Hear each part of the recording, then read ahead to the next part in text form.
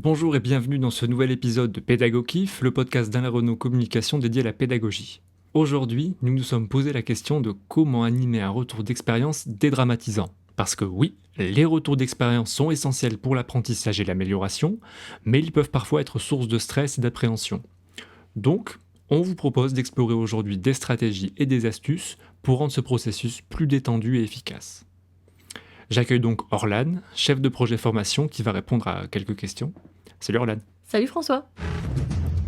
Alors Orlan, déjà, qu'est-ce qu'un retour d'expérience et pourquoi c'est important ? Le retour d'expérience, ou REX, c'est un moment d'échange qui consiste à réfléchir sur une expérience passée, qu'elle soit positive ou négative, pour en tirer des enseignements. Le REX permet d'améliorer les pratiques, de partager des connaissances et d'éviter de répéter les mêmes erreurs. Ce moment d'échange, il fait souvent peur, hein. C'est pour ça qu'on tenait à en parler. Justement, pourquoi ça fait peur ? Alors les retours d'expérience peuvent être intimidants pour plusieurs raisons. Ça peut être la peur de la critique, la crainte de révéler ses erreurs ou la peur du jugement. C'est pourquoi il faut absolument créer un environnement de confiance pour atténuer ces craintes. Et alors dans ce cas, comment on fait pour avoir un environnement qui soit favorable ? 3 facteurs incontournables: ouverture, bienveillance et confidentialité. Les participants doivent se sentir en sécurité pour partager leurs expériences sans crainte de jugement. Et c'est là que tu interviens. Quelle approche pédagogique conseilles-tu ? La première chose est de donner un cadre à ce retour d'expérience. Il ne s'agit pas de donner simplement la parole à quelqu'un. On va l'aider à structurer son retour d'expérience. Ça peut être, par exemple, lui donner une matrice. Un exemple que j'aime bien, la rétrospective 4L. Je t'ai déjà dit que je voulais faire le 4L Trophy. C'est pas le sujet. Ah ok.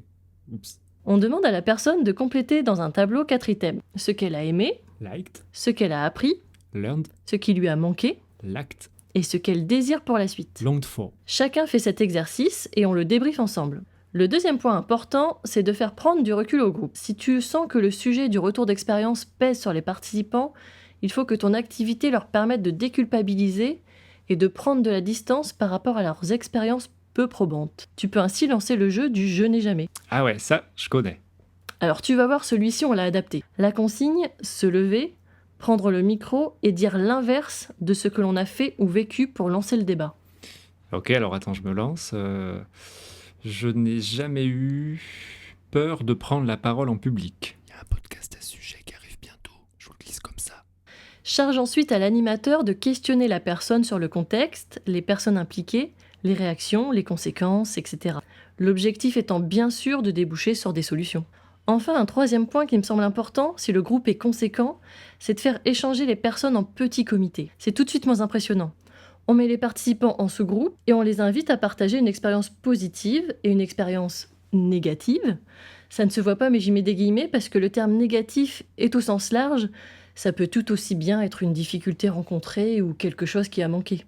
T'inquiète, moi je les ai vus, tes guillemets. Alors en 4 temps, chaque participant doit raconter le déroulement des faits, décrire sa réaction, problématiser la situation et échanger sur les bonnes pratiques à mettre en place. Une fois que l'on revient en grand groupe, on ne partage que les bonnes pratiques qui sont ressorties de ces échanges. Dans tous les cas, la clé, c'est de poser des questions ouvertes et non accusatrices, d'encourager les participants à partager leur point de vue et à proposer des solutions plutôt que de simplement critiquer. Et voilà, c'est tout pour cet épisode de Pédago-Kiff dédié au retour d'expérience dédramatisant. On espère qu'il vous a donné des idées. Merci d'avoir écouté, on se retrouve pour un prochain épisode. Et bien sûr, retrouvez tous nos podcasts sur Spotify, YouTube et sur notre site. À tantôt. Chers pédago-kiffeurs et kiffeuses, nous arrivons à la fin de cet épisode. Merci de nous avoir écoutés, nous espérons que votre écoute a été agréable et inspirante. Alors à très vite pour de nouvelles découvertes.